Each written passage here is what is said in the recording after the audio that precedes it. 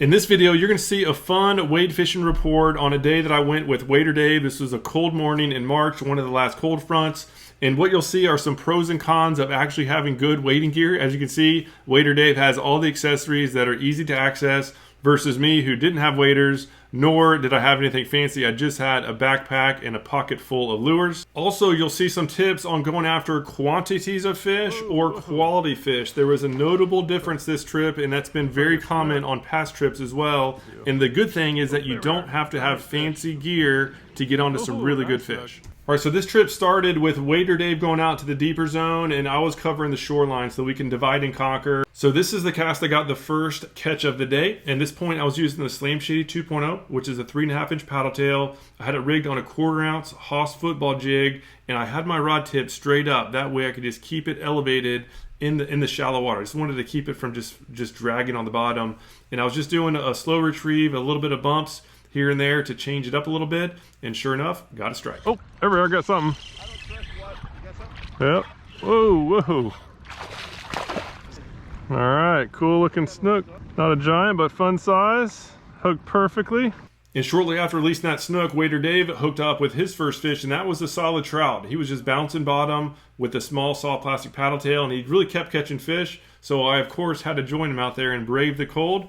So Dave was a smart one, brought waders out. I am here like an idiot wading in over waist deep water without waders when it's cold out. So the other con I quickly learned while getting out there is that on top of being cold without waders, I was having my lures float out of my pockets since we got deeper than planned. That's again another benefit of just having the right stuff. That being said, we still had a blast and I was catching a lot of fish. Wader Dave had the number on me. He was getting a ton of action, so I started quizzing him on what he was using. And what are you throwing now?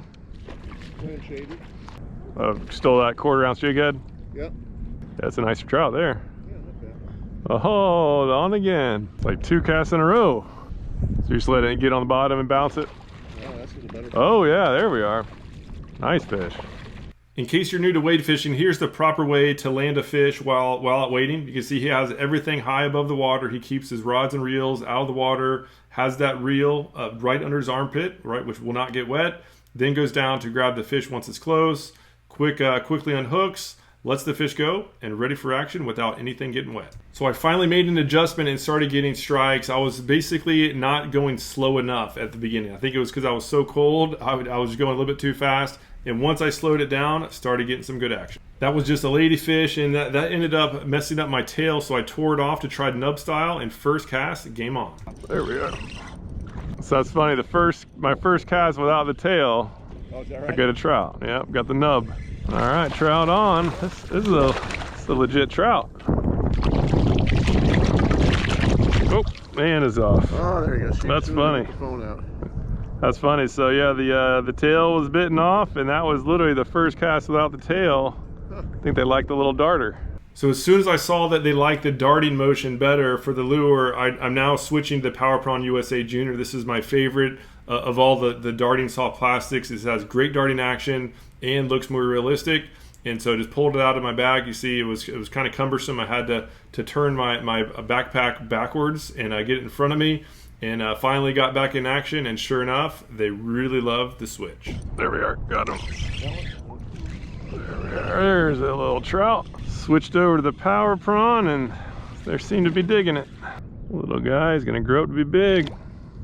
And so this ended up being the best recipe that we could find for fishing this spot, where we were on the outside edge of this grass flat and we were slow bouncing the bottom, and they just really were responding to this little Power Prawn USA Junior, and we just had it rigged on a 1/4 ounce jig head. So we would cast up current, let it sink to the bottom, and then just slow bouncing right back to us. We were getting obviously a ton of ladyfish, but a lot of trout as well, and it was just an absolute blast. Again, cold morning fishing, it doesn't mean they're not going to be eating at all. It's really about just getting something small and then finding a good area and then find a good presentation that gets strikes. In this case, it was just bouncing along the bottom. And so after about an hour or so out there in the deeper water, I was getting cold. I was literally starting to shiver and realize, okay, I need to get up shallower and get out of this cold stuff. So we went up closer to the shoreline. In this case, we're finally, under waist deep water. I was finally starting to dry off and thaw out. And so I saw some mullet going by, some finger mullet. So I put on the mulligan and I put it on the Haas Helix hook to buzz along these mangroves in the shallower water. And here is when I had the biggest strike of the day.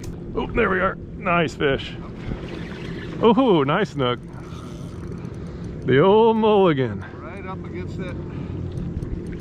Oh no, it just broke me off. I was just going to lighten up my drag a little bit too. Oh, that's a bummer. Sadly, that was the last strike of the day, so ended on a low note, so bummed about that. Overall, awesome trip. Just one tip though, lesson learned on that last one is I must have accidentally tightened the drag, and that's why that snook broke off. The drag was too tight. The drag only needs to be about 20 to 30% of the weakest line strength. So in this case, I was using 10-pound braid. The only drag we need is about 2 to 3 pounds. That's not very much. Most people have too much drag.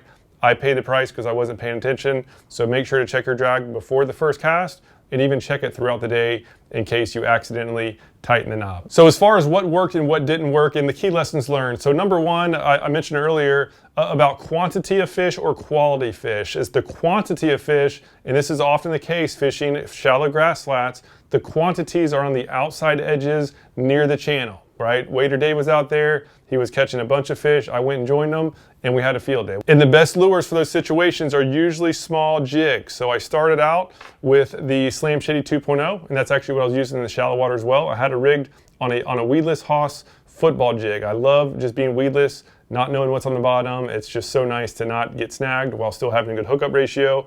So this kind of was working. I was fishing a little bit too fast. And then I had something bite my tail off. In this little nub style, I just kept using it without the tail, and this is what I started getting a lot more action on. And so I was like, okay, they must like the darting motion, right? This paddle tail slows down the darts, whereas without the tail, it's a nice quick dart. And usually when that's the case, when they're into darting lures, they're often like shrimp or little small profiles, that's when I usually go with the Power Prawn USA Junior. So I made the switch to this.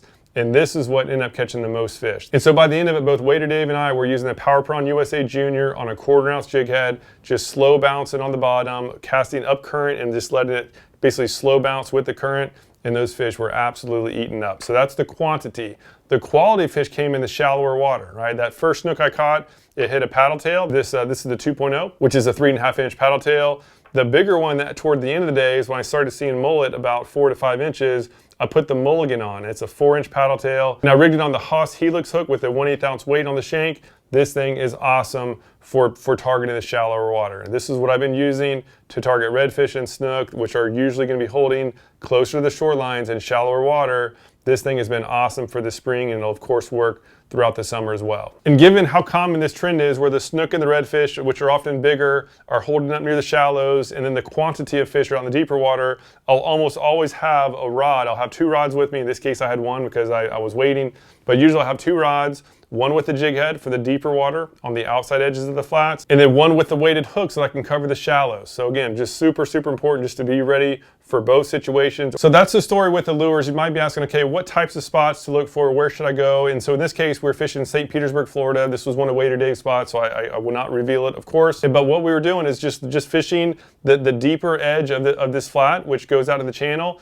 In the best spot, which is normal, the best spot was an underwater point of seagrass. You actually couldn't see it on Google Maps. I went and checked to see what it looked like. But the proprietary layers and smart fishing spots that we have for Insider Club members, you can actually go to the high res filter, and then you can actually see the extra level details. So go to that high res to find the best spots, go to the high res look, find the underwater points that shoot out. Ideally, take your phone out with you so you can see exactly where you are relative to the point, so that way you can cast, because you really can't see from the water in most cases. But if you can find those underwater points, you can have an absolute ton of fun out there. And so in case you're wondering what rod, reel, line I was using the slot machine rod, most importantly, right? Rod is most important, especially using artificial lures. This is a high modulus rod. You can feel absolutely everything with this. It's a 7/6 rod, medium power, great for throwing soft plastics. As far as the line, so line is 10-pound Power Pro. Going light in this case is a huge advantage when we're wade fishing. As for reels, this was the Daiwa Legalis. This is a 2500 size reel.